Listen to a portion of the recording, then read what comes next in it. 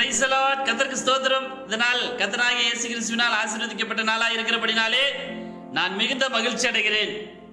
இந்த நாள் நீதிமொழிகள் 6ஆம் அதிகாரம் 19ஆம் வசனத்திலே சகோதரருக்குள்ளே விரோதத்தை உண்டு பண்ணுதல். ஒருவேளை நம்முடைய சகோதரர்களுக்குள்ளே நாம் விரோதத்தை உண்டு பண்ணியிருக்கலாம்.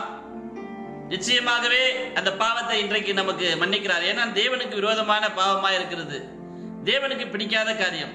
ஒருவேளை நம்முடைய குடும்பத்தை அல்லாமல் மற்ற சகோதரர்களை நம்முடைய வாயினால் ஏதாவது சொல்லி தெரியாமல் பேசி அவர்கள் குடும்பம் பிரிந்திருக்குமே, ஆனால் அந்த சாபமும் இன்றைக்கு உங்களை விட்டு விலகப்படுகிறது.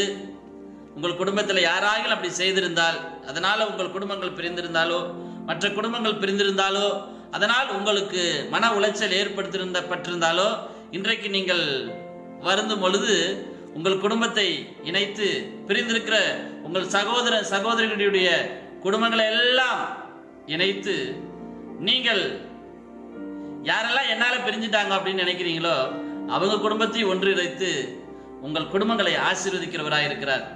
வெற்றி நிச்சயம். இது வேத சத்தியம். Praise the Lord. கர்த்தருக்கு ஸ்தோத்திரம்.